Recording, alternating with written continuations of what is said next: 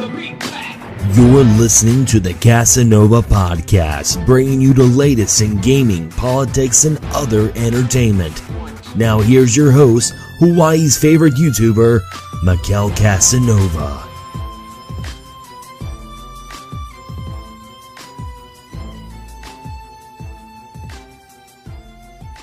And welcome everyone to another episode of Hawaii's #1 podcast, the Mekel Kasanova Podcast. I'm your host, the one and only Mekel Kasanova, coming at you with another amazing interview.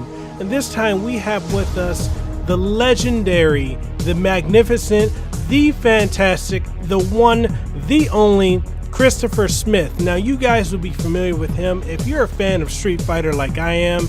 You'd know him as the voice of Rufus, as well as the voice of G, the president of the world.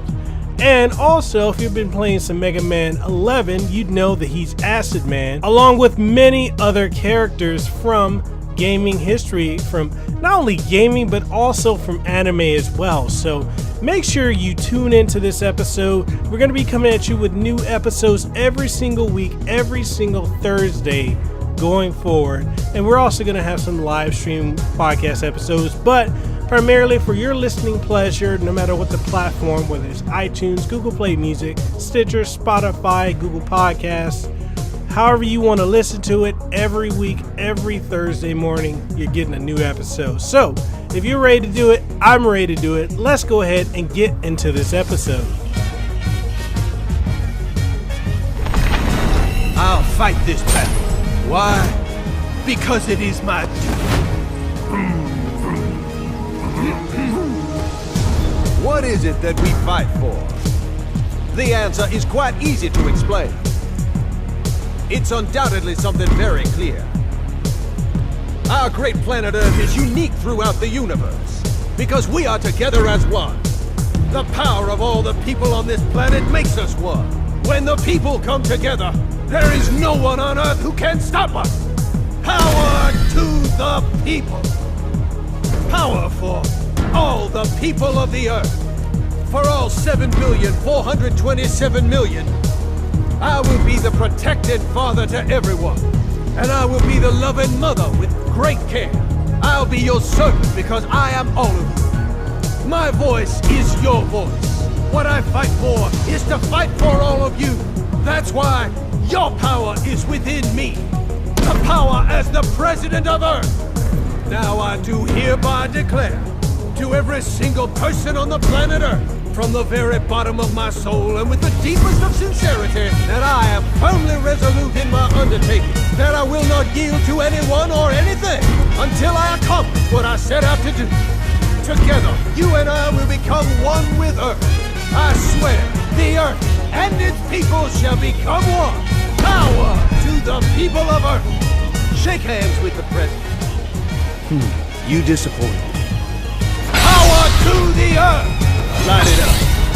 All right, and welcome everyone to another episode of Hawaii's #1 podcast, the Kasanova Podcast. I'm your host, Mekel Kasanova, and I have with me the legendary voice actor, the one, the only, Christopher Smith. Hello, Mekel. Wow, that's a tremendous intro to have to live up to. I may have to go out and come back in again now that I'm prepared for that. All right, and Chris, go ahead and introduce yourself and plug some things that you're working on, some upcoming ventures. Oh, well, let's see. Hey, everybody out there in podcast land. Aloha in the spirit of where Mekel is located. My name is Christopher Smith, and I am indeed a voice actor. The vicious rumors are true. I've been a voice actor since, well, pretty much since the Earth cooled, and I am very fortunate to be able to call it my vocation as well as my avocation. Mm-hmm. And it's something that I get to work at every day, both auditioning and working on projects. And it really is the best job ever. So when you're like thinking about becoming a voice actor and going, that just seems like the best job ever, you're right, it is. So I just wanted to say that you guys, you're all right. You left out the part legendary and influential, because you are. Well, that's really not for me to say. Thank you very much. That is so. I am so honored and flattered to have such adjectives used to describe me. I don't personally know if I deserve them, but that's not for me to decide. So thank you very much. I'm very touched. You're making a girl blush over here. You're more than welcome. So you mind giving a brief background on yourself for the audience? Oh, no, not at all. I wasn't that far off when I said I've been doing voiceover since the earth cooled. I started working in radio in the 80s. Mm-hmm. I worked on a couple of syndicated radio shows, interview shows, that went out on cassette tapes to various radio stations around the country, or I guess all over North America, mm-hmm. On a weekly basis, and I produced that show, and I narrated how-to books, and did radio dramas that didn't wind up on the radio back mm-hmm. then. And I did very, very, very early video games that were more like slideshows. Mm-hmm. And I worked on some classic anime series back in the day. That is kind of what I cut my teeth on. Wound up working with people that I still work with to this day, although when I was working on them back then, I didn't know the people that I now know who were also working on them, because I was just basically an extra mm-hmm. who came in and did my thing, and they were already established voiceover stars, people like Richard Epcar and Wendy Lee and Tony Oliver and people like that. People who I am now very privileged to call my colleagues and my friends. But, back then I was just an upstart kid. Oh, wow. And, speaking of Richard Epcar, he's an amazing person. He's a good friend of mine. I actually became friends with him in the process of interviewing him on this podcast. So that is terrific. You can't do better. I love me some Richard Epcar. He and I are colleagues as well as very good friends. The voiceover community here in Los Angeles especially is very tight. Mm-hmm. We all know each other. It's pretty small. And so we know each other, and we like each other, and we see each other outside of recording sessions, sometimes on purpose. Oh. And Richard is one of those people that's just like, hey, what are you doing? Let's go get a martini, or, I'll get the text from him like, hey, buddy, I'm going to go get some drinks, buddy. And, when you get the buddy call, then you had to respond. Is he as tall? Like, he's 6'5" or 6'7"? You know what? Let's go with 6'7", wow. Because I don't want to under height him mm-hmm. there, because he might get offended. I think if he's 6'5" and we say he's 6'7", he'll take it as a compliment. But if he's 6'7" and we say he's 6'5", he'll feel like we shorted him 2 inches. So I think going with 6'7" is the safe way. True. And what about yourself? Because I know you, for the reveal of G for Street Fighter V, you donned the costume and everything, and I was like, are you as tall as the character? Well, I had a very tall hat on. Oh, okay. I think the hat was probably about 3 or 4 feet tall, because I myself am only 2 feet high. So with the hat, then I was able to hit 6 feet, which is what they required mm-hmm. for G. Okay. No, I'm 6 feet tall. So then with the hat, I was like 7 feet tall, because seriously, it was about a foot tall. Oh, it was a big hat.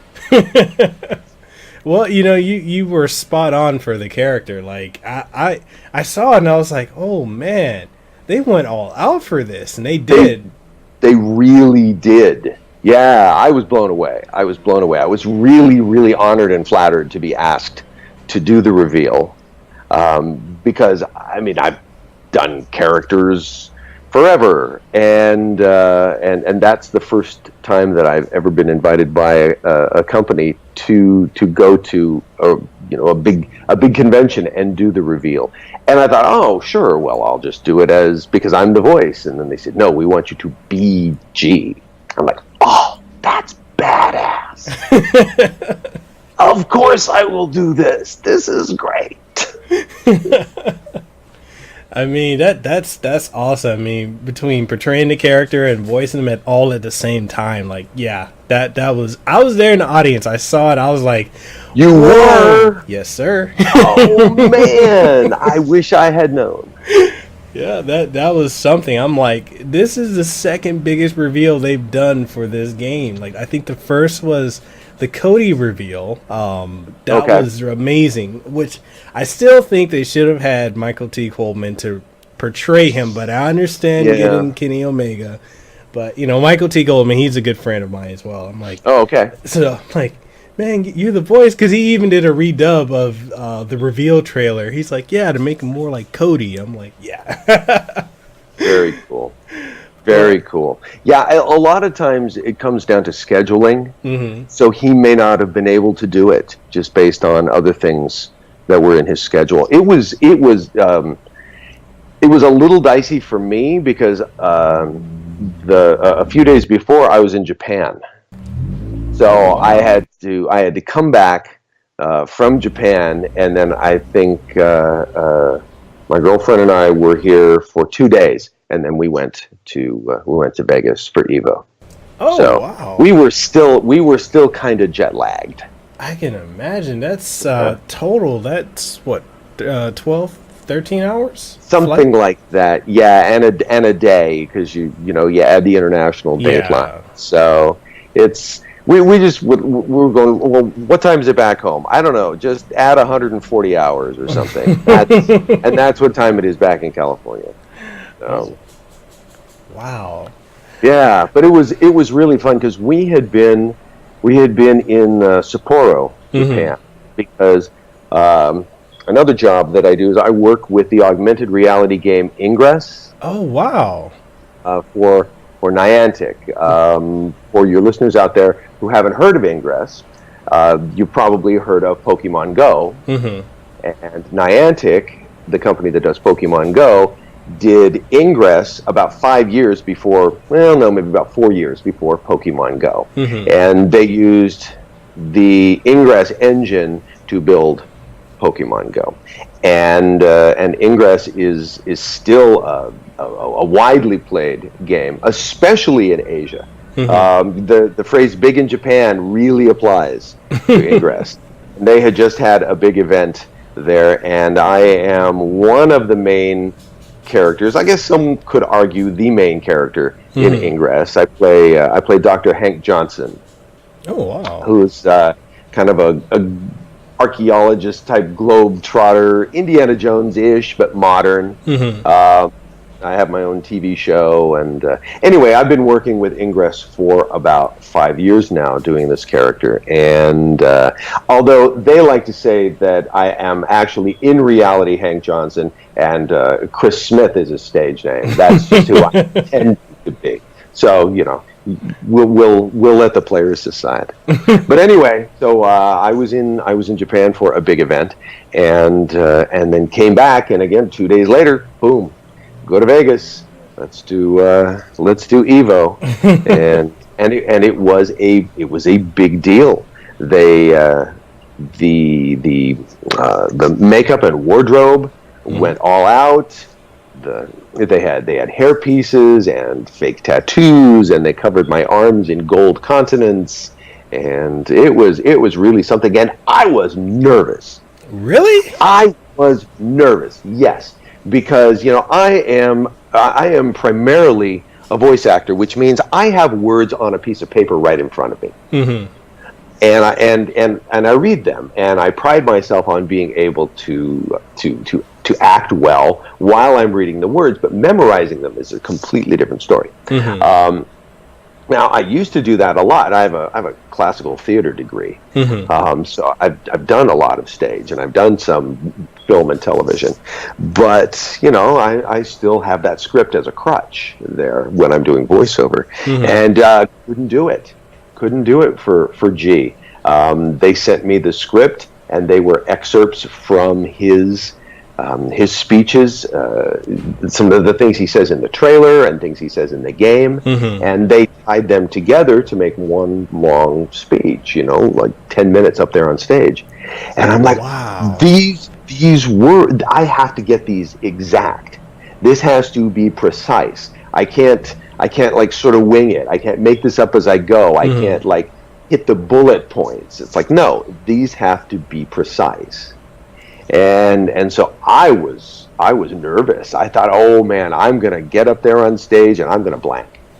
I'm gonna go up on my lines and there's gonna be 10,000 people staring at me, and it's that actor's nightmare. I'm gonna be standing there in my underwear and I don't know my lines, and but luckily the exact opposite happened. I was very well rehearsed. I knew it, and when I got out there, it was like the most amazing experience, because I was backstage for a while, and I'm looking out at just this sea of people, and that was starting to make me nervous. But as soon as I made the entrance, people were so into it. The energy was so there. It was so focused. I just felt caught up in this wave of exhilaration from the entire audience. They were so thrilled to see G come walking out, and I got to be the embodiment of G, and I just felt like superpowers. It was surreal. I'm glad. That's nice to know. I'm really happy to hear of what it was like from the audience, because for me, standing on stage, I felt like I could fly. That's awesome.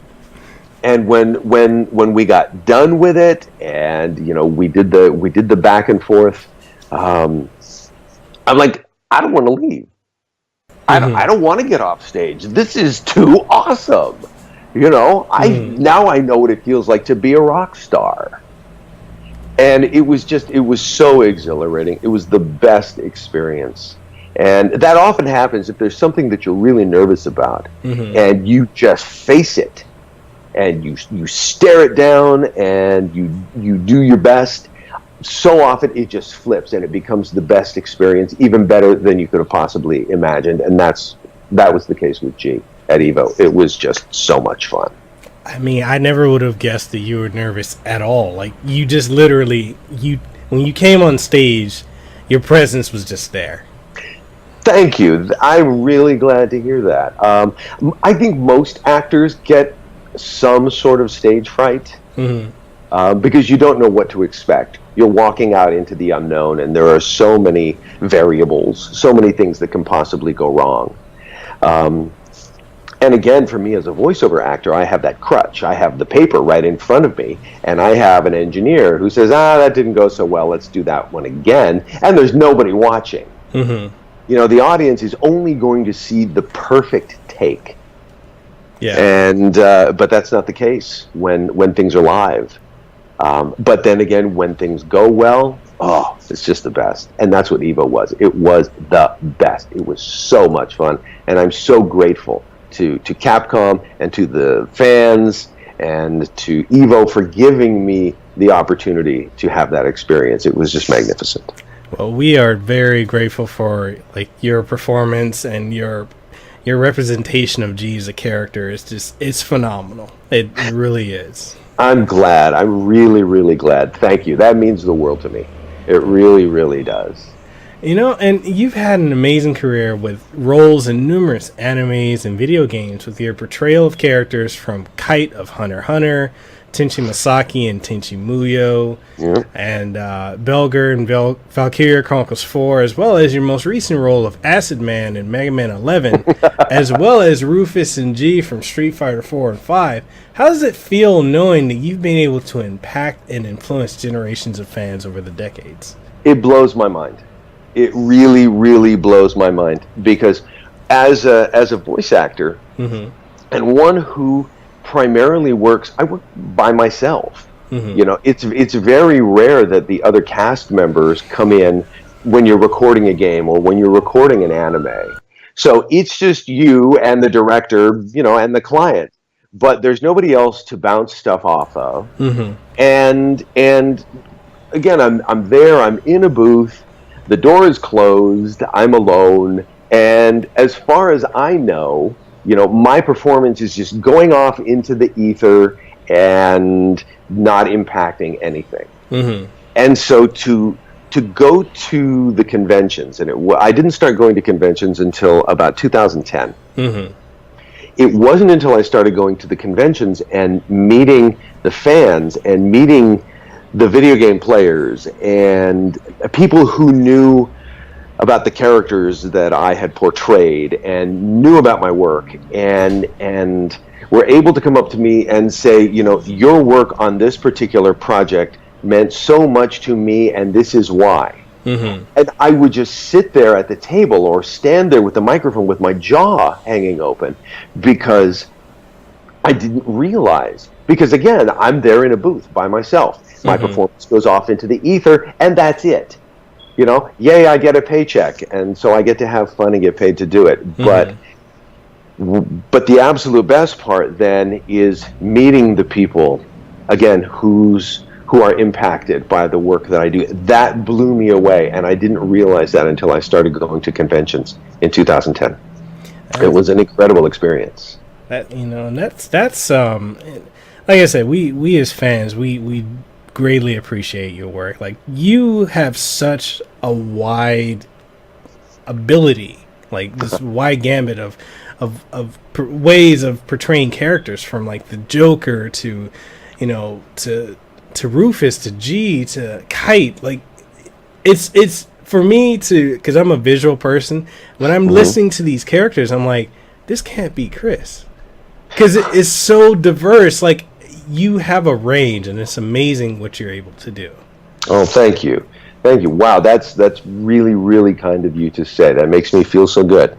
I have fun. Ever since I was a little kid, I wanted to do funny voices. I think most kids do. Mm-hmm. And I just decided at a certain point that this is what I wanted to do for a living. And consequently, when I go into a studio, my inner 6-year-old is very happy. He's getting the keys to the kingdom. Every mm-hmm. time I go to work.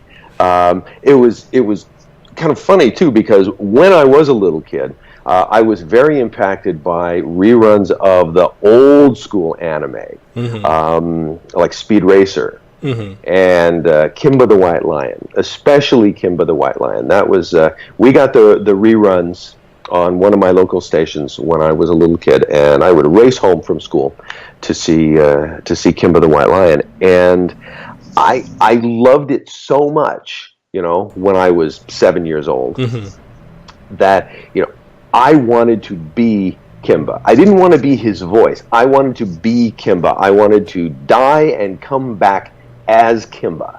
Mm-hmm. Now, when I was 7, I had no idea how cartoons and voiceover worked, though I obviously had a full working knowledge of reincarnation. I knew that I could, die and come back as the White Lion. And that fascination never left me. Mm-hmm. I don't want to die and come back as a cartoon character now. I know a little bit better, and I know how it works. But again, that thrill is there every single time that I walk into the booth. Mm-hmm. No matter what the project. Admittedly, some projects, I get more of a rush than other projects. But it is there every single time, whether I'm working on, dubbing a live-action series for Netflix, or I'm doing an anime, or I'm doing a video game, or I'm doing, background voices for a film or a TV show, mm-hmm. That kind of thing. It's always just the biggest thrill. So, and that has me want to ask the question of how did you get into acting and voice acting? Well, I grew up in the San Francisco Bay Area, mm-hmm. and I knew that I wanted to live in Southern California. I'd been fascinated by Los Angeles my whole life, and for good or for bad. And so I moved to Los Angeles as soon as I got out of high school. Mm. And my first semester in college, I was taking a broadcasting class, it was in the broadcasting department, but it was a voiceover class, and it was being taught by a woman named Ginny Tyler, and Ginny Tyler is a name that predates all of us. She was one of the original Mickey Mouse Club Mouseketeers in the 1950s. Wow. Now, I was not going to school in the 1950s. I'm not quite that old. This was a little bit later. Not a day. You're not a day over 25. Come on. Not a day. Not a day. Well, maybe a day. Okay, a day and a half. Yeah. And so she was the one. I took her class for a couple of semesters, and she was the one who wound up getting me my first job in radio. She got me my first job dubbing anime. She got me my first job working in video games, which were kind of a joke, back then. But she really launched my career. And a few years later, I was able to meet and study with a man named Dawes Butler. And legendary. Legendary. Now that's legendary. Exactly. I can only hope to be legendary. Dawes is legendary. For those of you who aren't familiar with the name, Dawes was the original voice of Yogi Bear and Huckleberry Hound and Quick Draw McGraw and Captain Crunch, and the list goes on and on and on and on. He worked for the company Hanna-Barbera back in the late 50s, 60s, and 70s, and so he was for Hanna-Barbera what Mel Blanc was for Warner Brothers. And I got to study with Dawes for the last 6 years of his life, and I'm still amazed. I was just talking with a very close old friend of mine who was also in the class, and we were just talking about what an amazing experience that was and how lucky we were, and talk about still having to pinch yourself that I had that opportunity to study with such a master, and peers, contemporaries in my class were Bob Bergen, who of course is the voice of Porky Pig now, and Nancy Cartwright, who has gone on to do a couple of things. Wow. Dawes was just he was laid back and wonderful. He was 5 feet tall, and yet he was an 8-foot bear when he was Yogi Bear. And these were the people that nurtured my love of what it was I wanted to do professionally.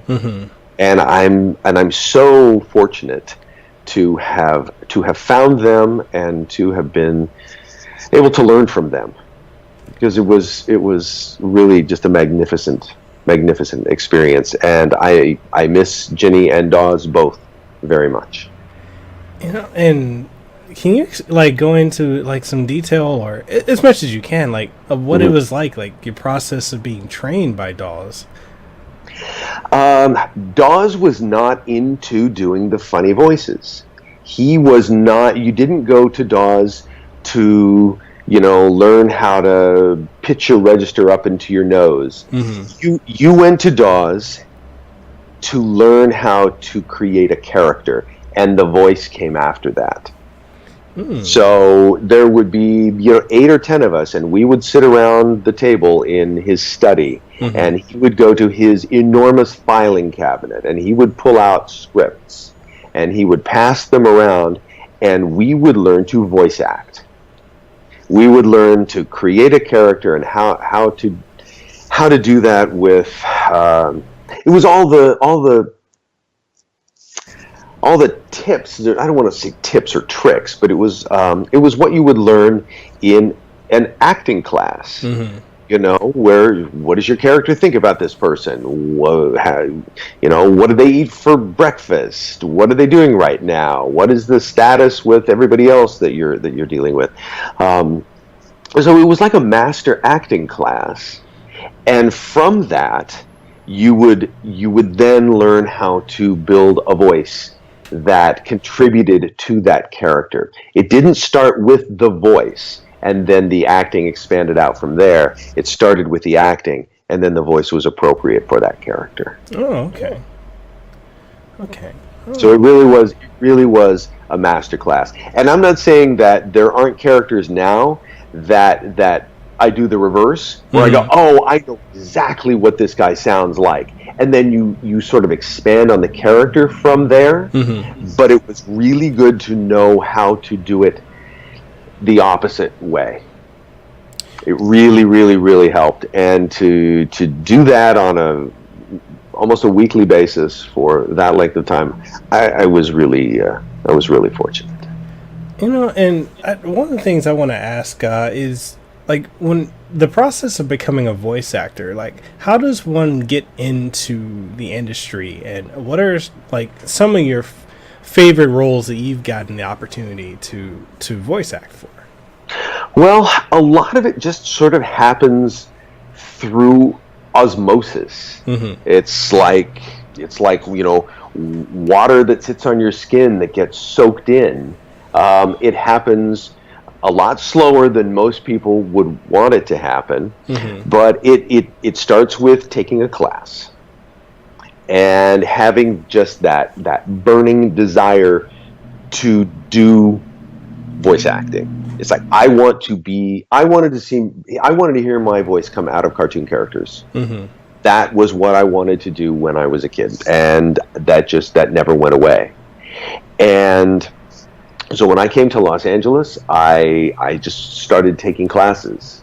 Like I said, I started at a junior college, and I started meeting people. And they say, oh, it's who you know. It is who you know, but it's very easy to get to know people. You just put yourself in the right circumstances, and there's always some place you can start. There's always a class you can take. There's always a coach you can find online. There's always some place to start. And that helps you start building a network of connections who then say, oh, right, hey, I've got this project coming up. I need Mekel. Let's call him. Let's see if he's available. And then more people start.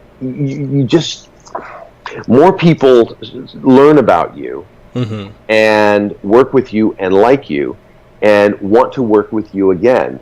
And so it's just this big pumpkin patch of tendrils going out in all directions with you at the center. But it all starts with knowing what you're doing. It starts with knowing how to act. It starts with knowing how to work a microphone. It starts with knowing how to take care of your voice and how to nurture the type of results that you want to get from your voice. And it takes time. It doesn't happen overnight. A lot of people are like, oh, I think I'll dabble in voiceover for 6 months and see if I can make some extra money. And if something happens, great. It's like, if something happens, great. That'll be amazing if you only are going to give it 6 months. But, if it's something that you want to dedicate yourself to and let it take as long as it takes, then the rewards are just tremendous. Like I said, I started in voiceover in the early 80s, and I didn't do voiceover exclusively, meaning I didn't let go of day jobs until 2001.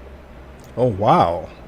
So that's not to say that I didn't do a lot of voiceover in that time, but I just didn't feel that there was enough of it for me to make a living at. And so I kept all my day jobs. And so I worked in production. I worked on movies and TV, moving furniture. I worked as a subtitler. I worked as a casting director. I worked as a booking agent. I did a ton of other jobs, while I was also doing voiceover. And there were patches of time in there where I didn't have to have a day job. When in the late 90s, the .com boom in San Francisco, jobs were so prolific and money was being thrown around that there were all sorts of pet projects. And so it was like, oh, hey, we're going to do this voiceover. And I was living back up in San Francisco at the time. I had gone back to school. I was going to San Francisco State, UC Berkeley, and the American Conservatory Theater all at the same time. And wow. And I had an agent that was just booking me, and again, people were throwing money around, so I could make a living. I was back in school, and I could make a living. Oh, wow. So, but it wasn't until I moved back down to Los Angeles, and I met one of my dearest and sweetest friends, Karen Strassman, voice actor. And Karen and I were hired to do a bunch of radio commercials, holiday radio commercials for Pillsbury. And we had never met before, and she and I were hanging out in between. We did a number of different radio spots, and we were hanging out in between. And she was asking me, well, do you know so-and-so? Do you know so-and-so? Do you know so-and-so? Do you know so-and-so? And I'm like, no, I don't. I just got back down to Los Angeles. And she said, well, I have to make some phone calls. So she made some phone calls, and she sent some emails, and all of a sudden, I'm getting auditions at studios like Bang Zoom. And I'm going and I'm working for directors like Kirk Thornton, and and I'm not 18 years old, so people are like, well, you've been around before, where have you been?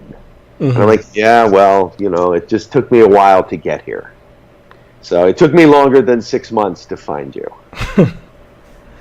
That's so things just life happens while you're making other plans, as John Lennon is so fond of saying. And I feel like there's a similarity, even though there's stark differences between I work in IT and voice acting, but IT is very similar in the sense that how you were saying earlier with voice acting, if you're going to do it, give it your all, and it's the same with IT. And in the IT community, I've noticed, especially out here in Hawaii, it's very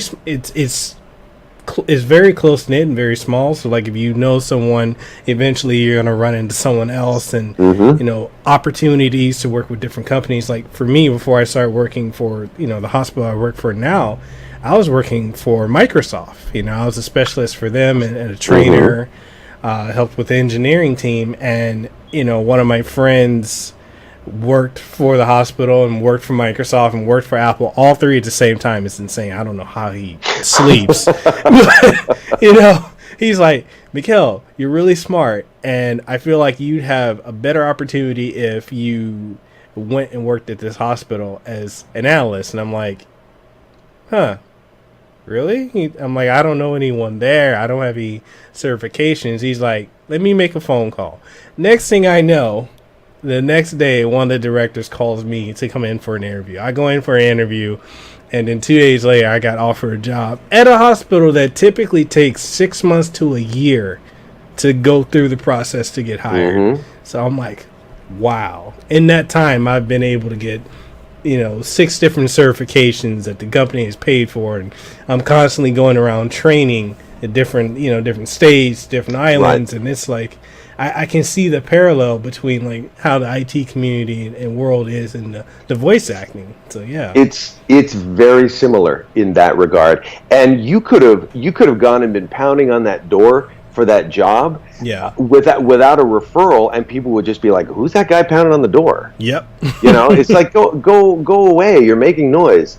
But you got, because of your referral, somebody went and opened the door. Your referral didn't get you the job, but it got you the opportunity to talk to the person who was hiring, and that's the way the voiceover community is too. You have to be able to deliver once you get the audition. Yeah. But it's making those connections so that people go, oh, hey, Mekel, let's bring him in for the audition. Let's see what he can do. And then you get a chance to come in, show them what you can do. And they remember you the next time too. It's not just for the project that they're casting right now. Yeah, so no, go ahead. Sorry. I was just going to say, so you're playing the long game. Yeah, definitely. Like, because for the different positions I've gotten to work in the last 4 or 5 years with the hospital, it's like I'm not even applying to positions, and it's like, you'd be good for this position. Would you be interested? And I'm like, sure. Why not? I'm not qualified, but okay, I can learn. And very soon, you were qualified. Yes, sir. That is how it works. And along the way, you wind up having amazing adventures and doing crazy stuff, and getting opportunities that you wouldn't have gotten otherwise. So, dive in. Yeah. Dive in, commit. Because you know what? If you're a boss, if you're an employer and you want to hire somebody, whether that's IT or it's in voiceover, you're not going to go, here's somebody that's just kind of not taking it seriously, that's just dabbling. No, you know what? I'm going to take somebody that is serious about this. Yeah. That's all in, that's committed. So that's the big piece of advice. Commit. Decide what you want to do and then go after it. Yes, sir. And don't give yourself a 6-month time frame. No, go all in. Go all in. Fail, whether you fail, you succeed. At least you know you gave it your all.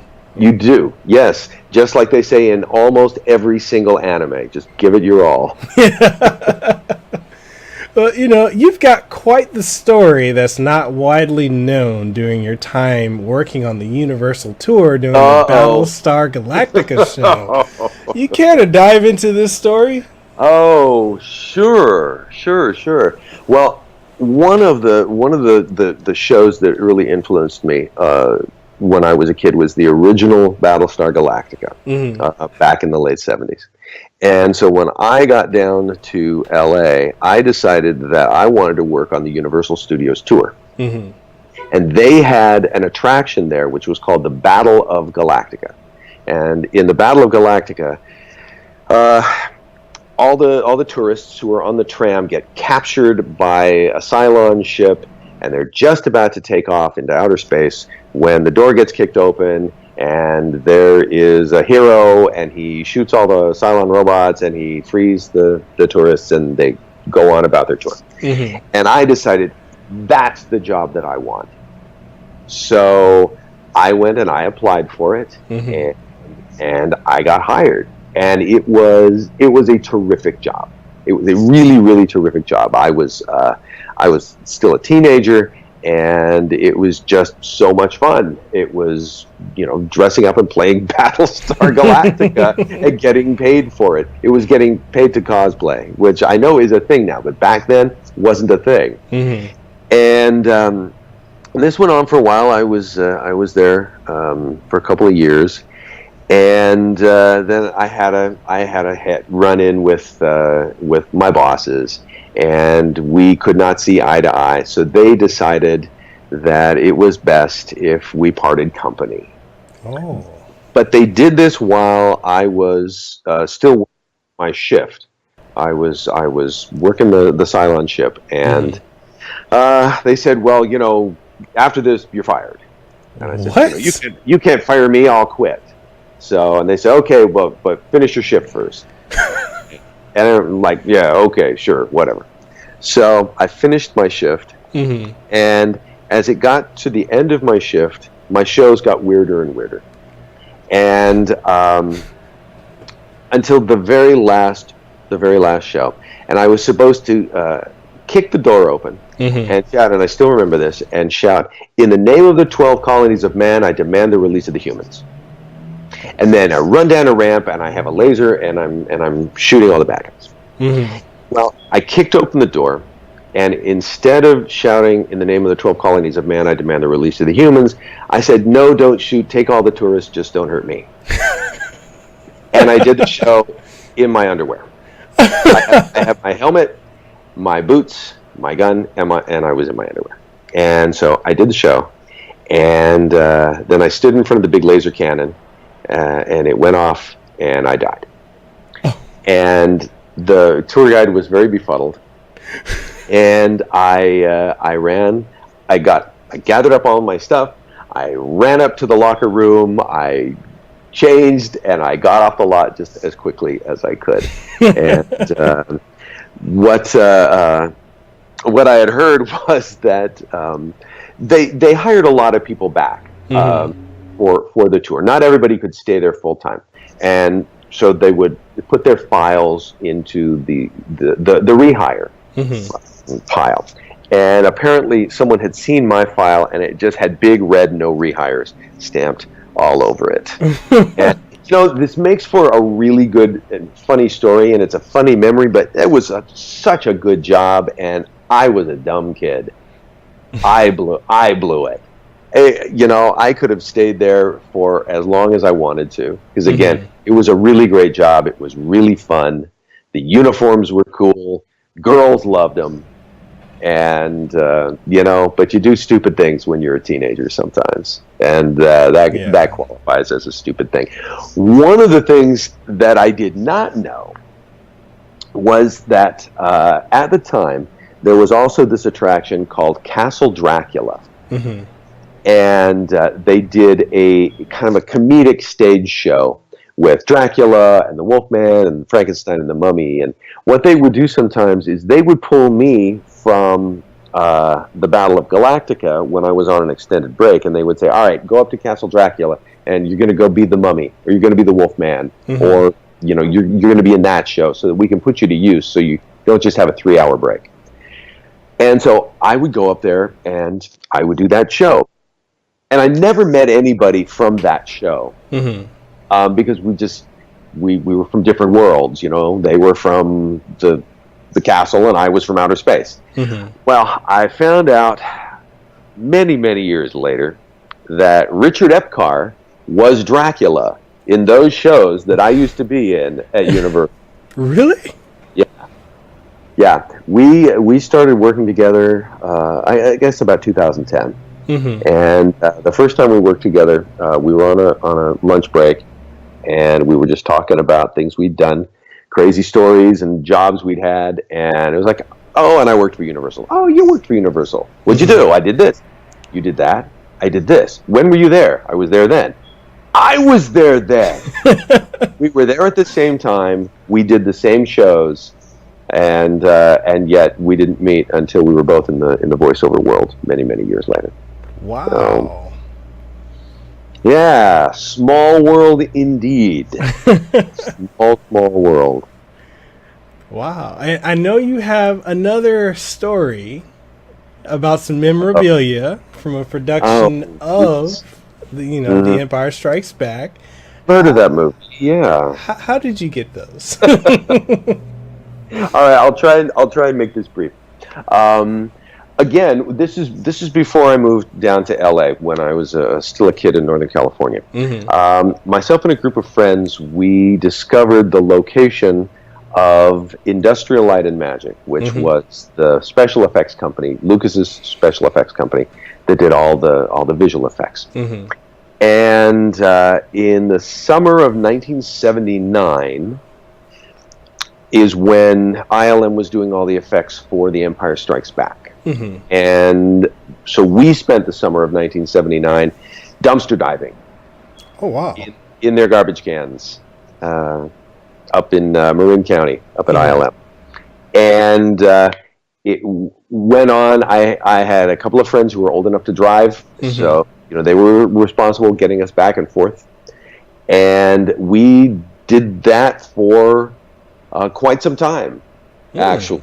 And we were only caught 2 or 3 times, I think, and we managed to either run real fast or talk our way out of it. And we wound up with a lot of artifacts from those times that were being thrown away. A lot of original artwork, film clips, film reels, script pages, interviews, front office memos, budgets, things that were just fascinating. They weren't, some of the stuff was pretty sexy, but a lot of it was just like, oh, look at this, it's a budget, big deal. And now I look at this stuff and I go, oh my God, this is fascinating. This is slice of life. This is not something that you're going to see in a book about The Empire Strikes Back. And so it just feels really special. And at one point, we made the really bad mistake of deciding to dig through the dumpsters during the day. Oh. And yes, they found us. And while we were out in front, kind of getting chewed out by the office manager, I guess, at ILM, George Lucas came out and stood behind us, or stood behind him while he was giving us a good dressing down. So so yes, in the adventure we got Stink Eye from George Lucas as well. And I still have all of the artifacts, the storyboards and the pre-production drawings and things like that, and it's something that I really treasure. And oddly enough, that leads into getting one of my favorite voiceover jobs. Really? Because I had a good friend who was working for Disney. Mm-hmm. He was working on the show Phineas and Ferb. And he and I would hang out, and we would talk geek stuff, and I would go over and have lunch with him and stuff like that. Mm-hmm. And one day, we were just having lunch, and we were talking about ILM, and I said, "Oh, man, you know what? I have this box of artifacts that I dug out of the dumpster, and I should bring it over and have show and tell." And he's like, "Oh, yeah, you got to do that. You got to do that." So a couple weeks later, we had lunch again. I brought the box, and we go back to his offices in the Phineas and Ferb building there, and we go in, and we're sitting in his office, and I start opening the magic box. It was just what he liked to call it, and I'm pulling out all of this stuff, showing him stuff, and people start filing in through the door, and so again, I'm telling stories about digging in the dumpsters and getting caught by George Lucas, and and here, look, it's a storyboard of Darth Vader on the bridge of the Executor, or the Executor, depending on how you want to pronounce it. And pretty soon, we've got a whole office full of people. We've got 15, 16 people all standing around, including the producers of Phineas and Ferb, and one of the producers leans over to my buddy, whose name is John. He leans over to John, and he says, "Do you want to show him the room?" And John goes, "I don't know, can we?" He goes, "Yeah, I think we can." This was Dan Povenmire and Swampy Marsh, and this was Dan who was talking to John. He says, "Yeah, I think we can show him the room." So they walk me across the hallway, and they open this door, and it's all this gorgeous pre-production art for what would become Phineas and Ferb Star Wars. Wow. And it was done with such reverence. Everybody that worked on that production loved Star Wars. There wasn't the slightest hint of sarcasm or anything. Everybody wanted to do it justice, and they hadn't gotten the project signed off by Lucasfilm yet. So that's why they didn't know if they could show it to me. And I said, "Oh my God, this is incredible. Thank you so much for showing me this." I said, "When the time comes, if you ever need a Luke Skywalker Mark Hamill voice circa 1977, I know where you can find one." And Dan Povenmire looks at me and he says, "As a matter of fact, we do need a Luke Skywalker voice circa 1977. You know somebody?" And I said, "Yeah, I do." He said, "Well, good. Get me a demo." So I went home and I recorded a demo, including some of the the famous lines. But I was about to go into Tashi Station to pick up some power converters, and I sent it in. And sure enough, when it came time to record, I was the one who got the nod from Dan and from Disney and from Lucasfilm, and so I got to be Luke.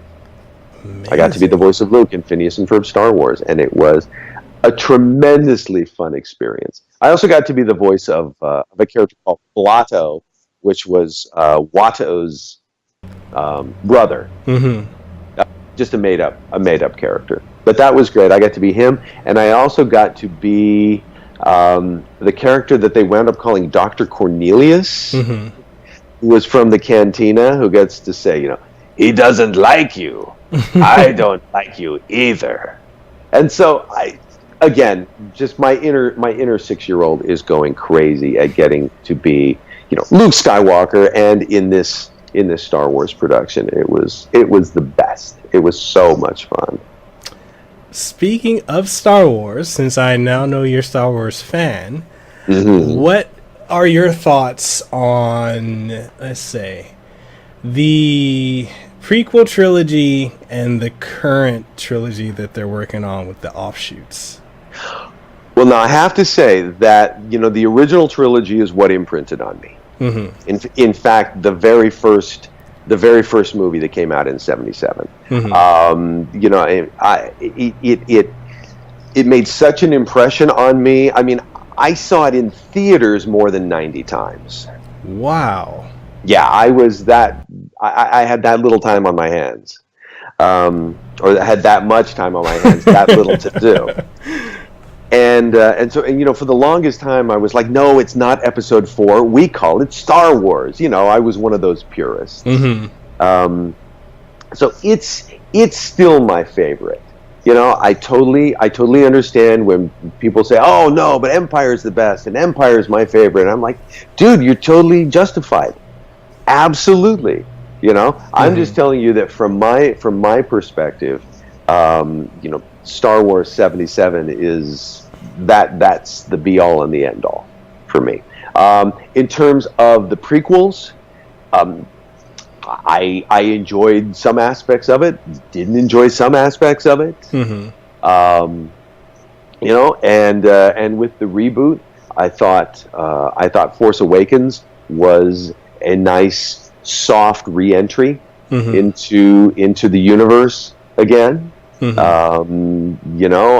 thought for the most part J.J. Abrams did a very loving reboot. So I'm happy to see Star Wars back in the public consciousness again. I'm happy to see it back being relevant. Yeah. I have my specific opinions about specific things, but that doesn't really matter. Because it's all about the emotional wave that Star Wars brings us, that we love to get caught up in, and just get swept along from adventure to adventure. I really like Rey and Finn. I really like them. I think they're great characters. I thought Rey's introduction in Force Awakens was wonderful. I thought it was incredibly brave to do an introduction that was 20 minutes long with just music where she doesn't speak. I thought that was great. I really, really enjoyed that. I thought it was a lot of fun. Like I said, I have my other opinions and my preferences and my non-preferences and things like that, but it doesn't really matter. And with the return, like with The Force Awakens, when they brought that about, like when they did the hype for it, the announcement, I was amazed to see, especially out here in Hawaii, how many Star Wars fans that there were. And for as long as the hype for Star Wars had went dormant, I think since 2000, was it 2005 was when when Sith came out? Yeah.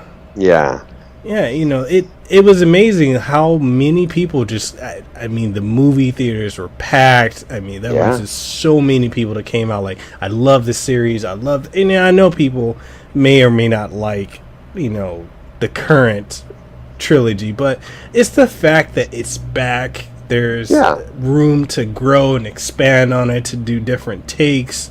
Exactly. I'm happy with that. Yeah, I'm glad that it's back and that it's relevant. Yeah. And I loved Rogue One. I had a great time with Rogue One.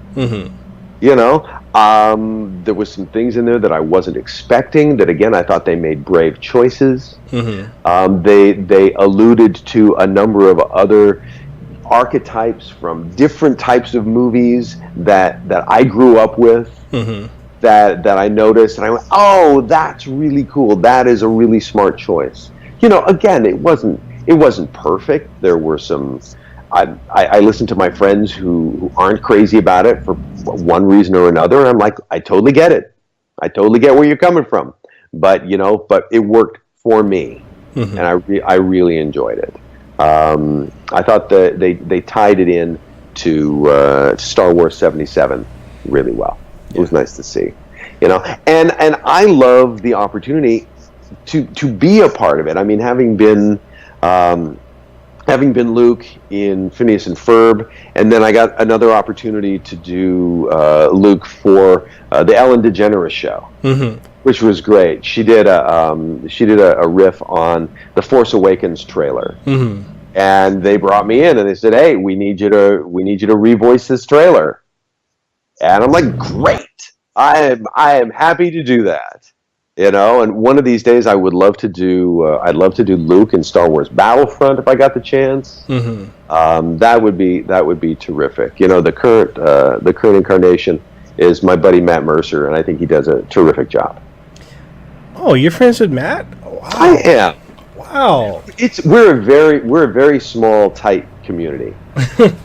Yeah. Awesome. Yeah, I just in fact just had breakfast with Matt and his lovely wife the other day. We both got back from Burning Man, and so we had a little bit of a regroup. Awesome.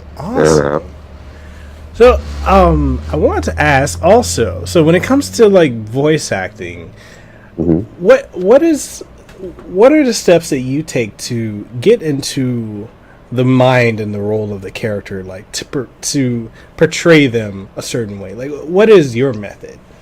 It depends. It depends on the project that I'm doing and the character that I'm doing. Sometimes I really have to ask myself the acting questions. It's like, what am I doing here? How do I feel about the people in the scene? How do I feel about what I'm trying to achieve? What exactly am I trying to achieve? What are my small goals, my medium goals, and my long-range goals as the character? You know, I go through the normal acting steps. And then I do vocal warm up, and I try to get in that headspace. You know, that's what I did for when I was the voice of Keaton in Gurren Lagann, which was just a fantastic experience.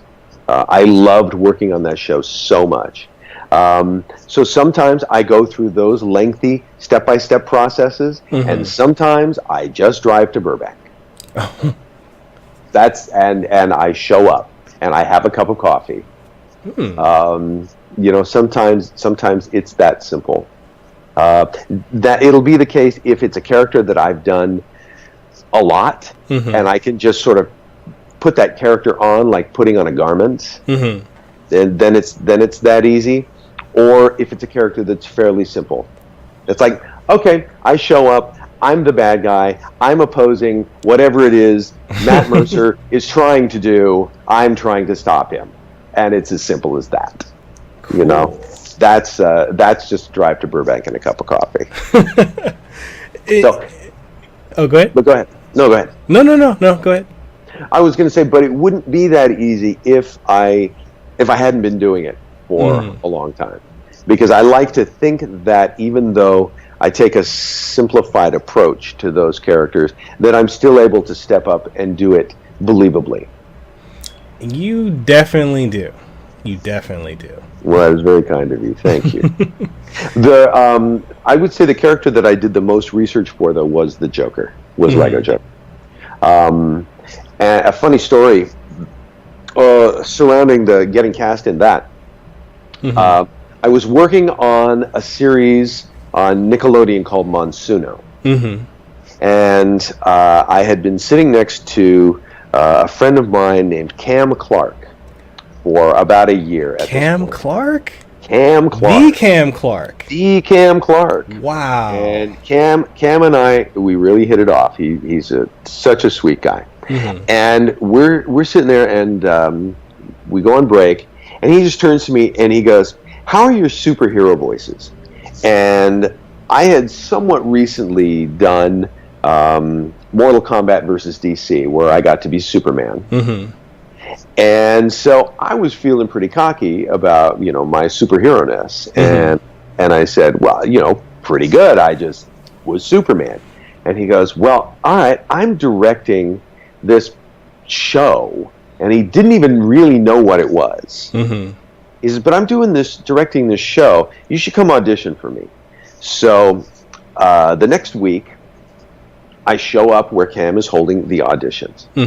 And he's got all of these scripts set out, and there's Superman and Batman and the Riddler and Wonder Woman and the Joker, and he goes, okay, well just pick 3, and then go rehearse and come back in. So I picked Batman, Superman, and the Riddler, and I went out and I rehearsed, and I came back in, and he goes, okay, which ones did you choose? And I said, well, Batman. And he goes, nope. And he took it. And I said, okay, Superman. And he goes, nope. And I said, okay, the Riddler. And he goes, well, not really, but go ahead and read it. So I went up and I read it.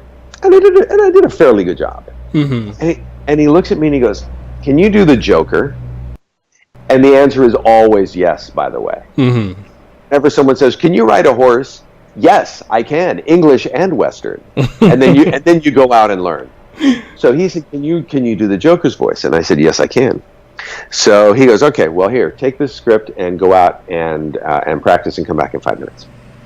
So I'm like, all of a sudden I'm trying desperately to remember all of the episodes of Batman the Animated Series and the live action show from the 60s and Super Friends and anything I'd ever seen with the Joker in it.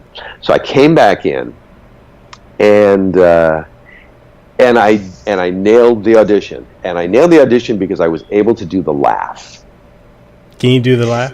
I could, but it's late here, and my neighbors would hate me. So I tell you what, you and I will. I'll phone you back when it's during the day here, and I will do the laugh, and you can plug it in. Okay. Plus, I think I'm asleep, and I would wake her up.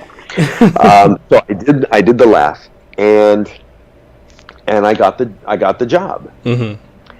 And one, it was that lesson of you always say yes, and then you figure out a way to do it. Yeah.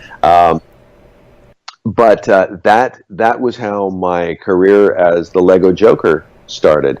And then I show up to the very first recording session, and it's me, Cam Clark, Steve Bloom, Travis Willingham, Laura Bailey, Charlie Schlatter. I'm just dropping names here. Townsend Coleman, who was another one of the Ninja Turtles, and Rob Paulson. Wow.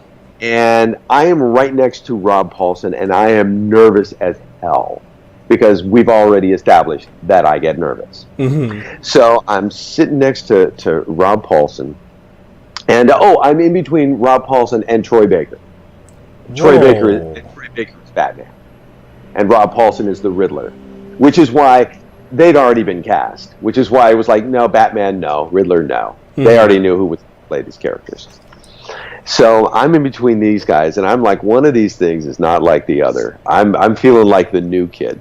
And the script starts out with like a paragraph of a Joker monologue. It starts out with a laugh and then a paragraph. So everybody else is sitting around, and they're like, okay, Chris, you're going to start. So I'm looking around the room and just feeling like I'm out of my league. And just launched into it. Just did the laugh and did the paragraph. And I look around the room, and everybody's quiet, and they're all looking at me. And I look down to my right, and Rob Paulson is just sitting back on his chair, and he's nodding. And he looks at me and he goes, "Not bad, kid. Not bad." And I'm like, "Thank you, Mr. Paulson. I appreciate that because, your opinion means a lot to me." That's what I'm saying on the outside.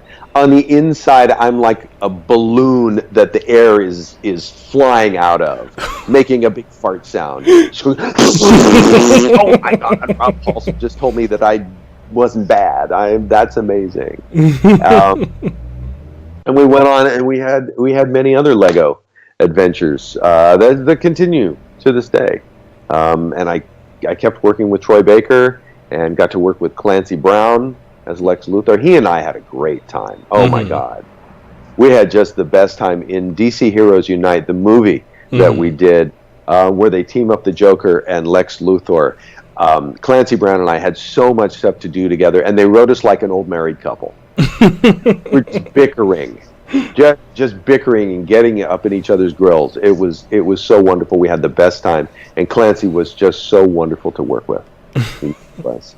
That is awesome. That's amazing. You got to work with such legends in the industry. I mean, that's wow. That's and that's another parallel with IT. Whenever you ask something, just say yes. Just say yes. Yeah. Yes, and then figure out how to do it. Yeah. Exactly. Very much so. And the sky's the limit. Yeah. Yeah. Because the I don't know if it's this way with IT, but it's this way in show business, in voiceover. The casting directors and the producers all want you to do it. Mm-hmm. They want you to be great. They don't want you to come in and fail. They're not your enemy. There are so many people who have an antagonistic relationship with the casting director or with the director or the studio or whoever, and they come in and they have this chip on their shoulder about, so and so was giving me stink eye, and so was was really knocking me off my game because they want me to fail. No, they don't want you to fail. They want you to succeed. Because when you succeed, they succeed. Yeah, they're hoping that you come in and you just knock it out of the park. Yep. Everybody's on your side. Yep. They really are. IT is just like that. Is it? Yeah, it is. That's good to know. That's good to know. I think probably a lot of the world is like that. Yeah. A lot of things that apply to voiceover, to VO and IT also apply to the rest of the world. Well, I know it's getting late, so because I think we have a 3-hour time difference, 4-hour time difference. I think it's 3 hours. I think it's 3 because it's 6:17 here, so I'm guessing 9. All right, so I'm going to go ahead and I've got a couple more questions because I don't want to. I know your time is very valuable. That's quite all right. And, I'm having a good time. Are you having a good time? I'm having a great time. This is terrific. Awesome. Awesome. You're a great host, and I'm enjoying reminiscing about all of these fun stories. Thank you for bringing them up. Definitely. So I want to ask, do you ever get to work with any of the anime or film studios or game companies for projects, directly, such as like Square Enix or Capcom or Bandai Namco? Yes, I do. I've worked with Square Enix on a number of projects. I'm the Emperor from Final Fantasy Dissidia. Yeah. And so I've done. You're the only voice for him, I believe. I believe I am. Yeah. Yeah. Happy to say. Square Enix has treated me so well. I think it did Star Ocean. I think Square Enix does Star Ocean as well. Yeah. Oh, good. I'm glad I got that right. Otherwise, you'd have had to edit that out. And you're Belger in Valkyria Chronicles 4. Yes, that is true. And then all of the Fire Emblem games and characters. Boy, that's the gift that keeps on giving. You're constantly voicing Robin. Yeah. It's just great. And then Reinhardt, apparently, from what I hear, he's just really OP. Yeah. In the game. that people love him and they love to hate him. And it's like, I finally thought I could beat Reinhardt, but I can't. And, great characters that I've gotten to do in that. I mean, Reinhardt and Legion, and it's kind of rivaling World of Warcraft for the number of characters that I've gotten to do in the franchise.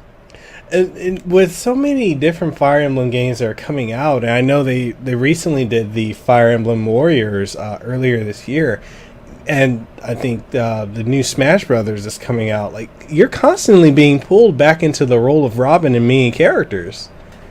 You actually know more about this than I do. This information does not always get to me in a timely manner. Really? From the studios or from the developers. Yeah. I will find out either online or from someone like yourself that, this particular character was used in this instance, and I'm like, I didn't know that. Nobody tells me that. Why am I the last person to find out? So yeah, they use stuff all over the place for that. That kind of reminds me of the story that Michael T. Coleman told about the reveal for Cody at the beginning of the year. Mm-hmm. He's like, yeah, he said, well, actually, I think it was December last year. He said, yeah. He said, I saw the reveal for Cody, and I was like, okay, am I playing him? And he said he contacted Capcom. They're like, yeah, just wait. Mm-hmm. He said, and then they did another trailer, and he's like, am I voicing him? You never know until the project is released and it's out in the world. You never know. Yeah, you never know. I had done a character. God, I probably shouldn't mention the franchise, but I had done a character. It was. That's all right. We'll stay safe because it's still an active franchise. I had done a character, it was a pretty prominent character, and it was going to be part of a DLC. And they decided in between the time that I had done the recording and they released the game that they were going to make the character female. Oh, wow. Because this was back when New Battlestar was really popular. And they wanted a character that was much more like a female Starbuck than a male Starbuck. So, but I didn't know this, and I'm going around and I'm saying, "Yep, I'm this. I'm in this, and I'm this character." And then it comes out, and people are playing it, and they're like, "Hey, you said this isn't you. Why did you say this? You're a liar." What? And I'm like, but, and then at some point, somebody found there was an artifact of my voice somewhere still stuck in the game, and somebody found it, and they went, "Hey, okay, I actually found you. You like had one word or one sentence or something like that." And I thought, well, I knew that I was in it, but thank you for proving my point. So anyway, long story short, or long story even longer, is you don't say anything until it's out. First of all, you got NDAs, and people don't like you talking about their projects. But second of all, who knows if it's going to be accurate, if you're still going to be in the project. Yeah. So, that's happened to myself and a couple of other people that I know who didn't wind up in the finished product, and fandom was not happy about it. They took it personally, like we were trying to pull something. So, and I think that's one of the things. Like a lot of people, even to this day, still don't understand the whole process of NDAs. I know, I spoke with various other voice actors about this too. But there are a lot of projects you guys work on. You just can't at all. You can't hint at it. You can't say anything. Not at all. And I know for myself, being a video game reviewer and tester and technology reviewer, there are things I see, things I'm testing or reviewing for months, and I can't say anything. Nope. Nope, you can't. You can't. And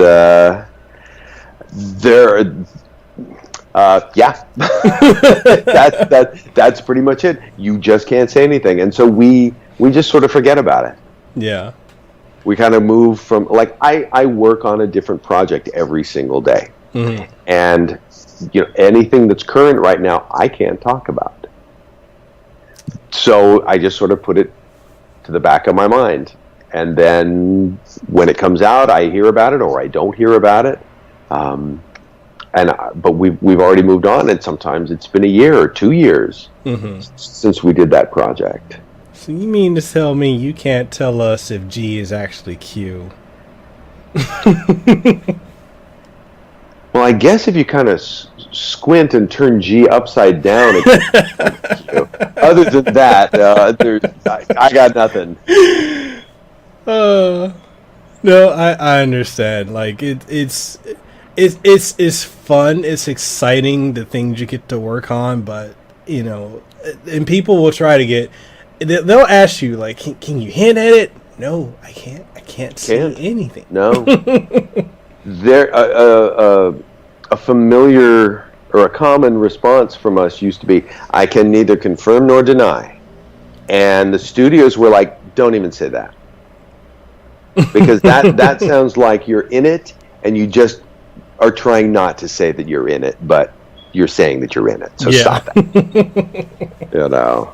And some of the developers, man, they come down hard on you for breaking NDAs.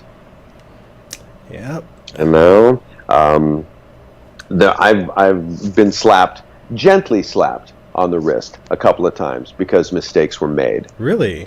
Yeah, because I jumped the gun. I thought I would see something about a project, and it was online, or I would see that a fellow voice actor had posted something about it, and I would think, oh, I'm in the clear. Great, I can announce it, and I followed suit, and then the hand slapping happens, and they're like, no, you got to take that off right now. So you do, and you apologize, you mea culpa, and you do your best to not slip up like that again. Yeah. So I have to ask, was it a challenge for you to become the gluttonous and egocentric Rufus, and also the newest addition to the Street Fighter series, the president of the world, the enigmatic G?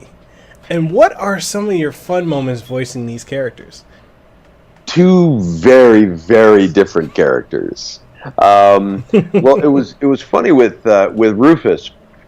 When I went into audition for him, I went into the office of the production company that was handling the auditions, and I think there were about 14 male characters that they were auditioning for, and me being the whorish actor that I am, I'm like, I will read for every single one of these, because that ups my chances of getting one of them. So I read for Rock Bison and Ken Masters and everybody that was there, including Rufus. And I guess when the powers that be heard my take on Rufus, they went, "Yep, that's our guy." And he was a lot of fun to do. When I first saw the sketches, I thought, "Oh, this guy is, he's a clown. he's just there to be silly. He's a goofy character." And that's the way we kind of handled. Well, we didn't handle his voice in a goofy way. We had him take himself very seriously, even though he's a braggart and very arrogant. And I was super surprised to find out that Rufus got popular. Yeah. That world-class Street Fighter players were playing as Rufus and winning. Yeah. I'm like, whoa, okay, that's really groovy. And I think the powers that be were a little surprised to find that out too, because then all of a sudden, Rufus is back in Super Street Fighter 4 and X Tekken. And so Rufus had a good long run. I wish that he was back for Street Fighter 5, but you can't have everything. I have heard through the grapevine he might be, so I'm expecting you to reprise that role. Well, you know what? If they bring him back, I would hope that I would too. But I can honestly say I have heard nothing. This is not me neither confirming nor denying. I have honestly heard nothing. So I don't know. I cross my fingers because I like the big guy, even though his voice is tough for me to do. It just sits in a place that it's vocally stressful, and so it sounds like it too, because I would never imagine, like, listening to his voice and listening to how you're talking now and your other characters. I'm like, how is Chris doing this? He just sits in a place in your throat, like kind of an uncomfortable place. and so I would schedule all of Rufus's recording sessions for Fridays, because I knew that I wasn't going to be able to talk for 2.5 days afterwards. But it was worth it because, you take care of your throat, your voice recovered, and you're ready to go on Monday or Tuesday. What are some of the methods you use to maintain your voice? The biggest one is just hydration. Mm-hmm. You warm up before you do something stressful, and then you drink a lot of water. Mm-hmm. Drinking teas and cough drops, they'll help right at the top, mm-hmm. at the glottal, right at the top of your vocal cords. Mm-hmm. But, as far as cough syrup and liquids and things like that, they're not actually going on your vocal cords because your vocal cords are in your esophagus where you don't want liquid to go. Mm-hmm. So the best thing you can do is warm up, drink lots and lots and lots of water so mm-hmm. that you're systemically keeping your vocal cords wet. And then when you do stress them out, just let them rest. Don't whisper. Don't take it easy. Just be silent. And those are the simple methods. I do like myself a good cough drop because again, it just feels good. Mm-hmm. Or a little bit of cough syrup can help you get through. But just water and warm up. Okay. It's not. I wish that I could say, there's this magic Chinese elixir that only the chosen few know about, and it's passed down from voice actor to voice actor. There's nothing that romantic. It's just like, no, do your warm ups and drink a lot of water. I'm working on a movie tomorrow, and there's going to be a lot of screaming, so I will warm up and I will drink a lot of water, and it's Friday. So I won't work again until Monday or Tuesday. Oh man! And G was very interesting. I was in New Zealand when the production company tracked me down and said, "Hey, you should audition for this role." And I'm like, I'm in New Zealand. Circumstances are not good. I can't get you good quality. And they're like, just audition for the role. Okay, just read for it. We really think you're right for it. Mm-hmm. So, I made my hotel room as soundproof as I could. Mm-hmm. And I had my little travel mic, and I did the audition. And I'm like, okay, he looks like a cross between Uncle Sam and Abraham Lincoln. Mm-hmm. Abraham Lincoln was from Illinois. Illinois is in the Midwest, kind of around Missouri. Missouri borders Arkansas. At least I think it borders Arkansas. Don't send me hate mail. But just sort of around in there, what would a hybrid dialect from that area of the country, plus maybe a little bit of northern Georgia or a little South Carolina thrown in there. And I just came up with this character that sounded to me like he was a little bit of a throwback, like he was from the 1800s, and he was grandiloquent and liked to hear himself talk, and that's just what I came up with for G, and they liked it enough that they said, okay, well, this works for us. Do another audition for us when you get back into town, and you can it's under better circumstances. So that's what I did when I got back from New Zealand, and they liked it. And time passes in between auditions and recording, but it happened, and then then Evo, and the rest is presidential history. I mean, your portrayal of him is just it is really cool because the guy who did your character's theme, I'm actually friends with him too, and I interviewed him on here, Daniel Linham, and just the theme and the voice that you do for him, it just melds so perfectly. It's got that Louisiana style, big band feel. It's amazing. It's great. It's great. That's the one where they sample some of the lines, some of G's lines, right? Mm-hmm. Yes. Yeah, really, really fun. Really fun. They went all out, and I was so thrilled just to be right there in the center of it. And did you ever get to work with Yoshinori Ono from Capcom? Well, I mean, he designed the previous incarnations of characters that I'd worked with, but I'd never met him personally. Oh wow! No, this was the first time, and it was great. Not only did I get to meet him, but I got to interact with him on stage as one of his creations. So that was a pretty groovy experience, I got to tell you. Is he really as energetic as he seems to be? He was in the lead up. He was a little jet lagged. He apologized for that when we had our initial meetings. The day before, he was like, "I'm sorry. I have a lot more energy, but I'm really jet lagged." But he's super charming. He's super nice.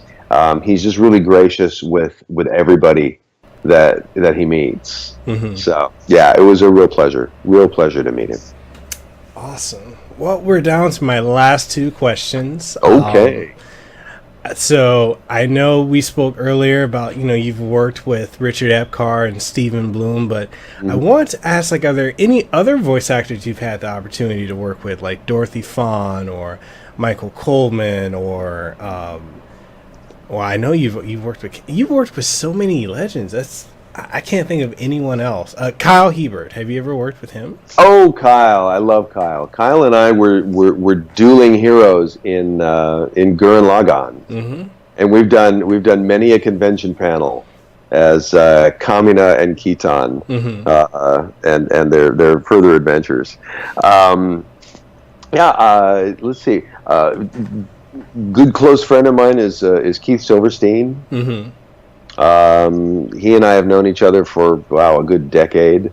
We watched each other's kids grow up, and, go to Dodger games and birthday parties and stuff like that. Dodgers. I know, right? I wish they'd shown up for the World Series. That would have been nice. But, oh well, what you gonna do? Dorothy Fawn, I've worked with her on a number of occasions, and she's an absolute sweetheart.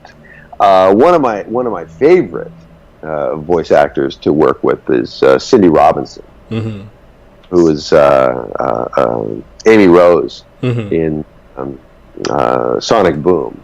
I also have to say that because she's my girlfriend. Oh wow! And we live together, so that's.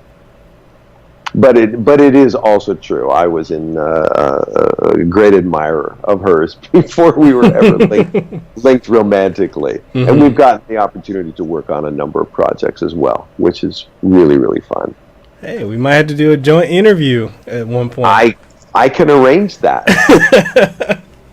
I know all the right people. What's actually interesting is the lead up to our interview. I've been posting on all the different social media outlets, and I have so many people that are like, we want to have you do like a podcast where you're interviewing Chris and Richard and Kyle all at once, and Steven if possible. I'm like, I can't get in touch with Steven. I can get in touch with everyone else. I'm like, but that would be awesome. And I'm like, but I wouldn't know what to say. I'm like, I've got legends that I would be interviewing. I'm like, what would I would fangirl out and be like, hi. Well, the way you do it is you set it up on like a Sunday early afternoon for us, like around 1:00 in the afternoon, and you make it a champagne brunch. Okay. So that we all sit around and we drink champagne, and the conversation gets sillier and sillier, and it would just be this round table of goofy voice actors. I would definitely love to see that. I think it could happen.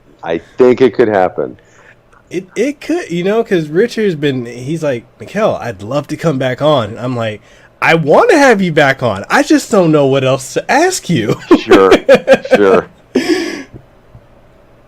Well, he is a man of a million stories, so I'm sure he could come up with something else. Well, so I guess the last question is actually two questions in one, but what are some projects or conventions that you have in the works currently that you are allowed to talk about bearing any NDAs? And also, just because I'm curious, when are you coming out here to Hawaii for a convention, or who do I need to talk to make this happen? Well, the second question first. I don't have any plans to come out to Hawaii. I would love to. That would be a great time. I know that there are a couple of cons that are located there that just do a really, really good show. I've spoken with people who have attended in years past, and they just sing the praises. And so I would love to. It's just not something that I have followed up on. So by all means, if you know somebody that that would benefit from having Cindy and myself attend their con, that would be great. I would be indebted to you. I do know someone. I'm actually in the process of myself and the group that I was promoting, the Video Gamers Hawaii. We're talking. We're in talks with the people to bring Richard Epcar and Dorothy Fawn out here, and we can definitely add on your name as well, because that would be fantastic. Awesome. I will show up. Richard has a very large suitcase, so I could just crawl in Richard's suitcase. Awesome. Well, that's all the questions I had. I mean, is there anything you want to leave the audience? Well, just the ongoing project that I'm doing right now is Ingress for Niantic, where I am still Dr. Hank Johnson, and it's a fun game that I highly recommend people check out. It tends to be kind of addictive, but it's very community forming. I've known people over the years that have just had these incredible experiences. Everything from, getting in physical shape, getting their type 2 diabetes in remission, getting married. It's been an amazing experience for me to interact with all the players. We call them agents. With all the agents. So I highly recommend for people out there who might be looking for an augmented reality game experience to check out Ingress. We're just about to launch Ingress 2.0, or Ingress Prime, as we like to call it, and a lot of fun in store. And other than that, just come find me at Get Me Smith on the Twitters and on the Instagrams, and Christopher Smith, voice actor, on the Facebooks. Definitely. And, I had to speak about Ingress because I'm definitely a fan of it. When I was coming out of, because I previously battled colorectal cancer. And dude, congratulations. I hope you kicked its ass. I kicked its ass right on out the door. Right on, man. Coming, like you do. Coming out of that and, being able to just, play Ingress and getting more physically healthy and getting around it. I definitely highly recommend that to people. It's good for you. That is great, man. Yeah. I love hearing that. Good for you. Yeah, it's definitely something. People, if you're listening, if you're watching this when it goes up later on YouTube, or if you're listening on iTunes or Spotify, definitely go and download Ingress. I highly recommend that for you. As do I. Yeah. As do I. All right, my friend, it's been a great time. Thank you for having me on. This has been a tremendous way to spend the evening. It's definitely been an honor, and thank you everyone who has come through to listen when this goes up, or to watch it on YouTube. You will be able to catch this on iTunes, Spotify, Google Play Music, Stitcher, TuneIn Radio, and very soon it will be coming to Sirius FM and XM Radio, as we just signed a contract to have our show syndicated on there. And with that being said, thank you guys for listening to Hawaii's #1 podcast, the Kasanova Podcast. It's been an honor having my guest, Christopher Smith on here, the legend himself. Thank you for being on the show. The honor has been mine. Thanks, Mekel. Did you enjoy this episode of the Kasanova Podcast? Well, I hope you did. And if you did, please make sure you like, share, comment, and subscribe. And let us know what we can improve upon, what you liked, what you didn't like, and all that good stuff. And just make sure you always have a good time. That being said, this is your boy Mekel Kasanova, Hawaii's favorite YouTuber. I am signing out, and I'll catch you on the next episode.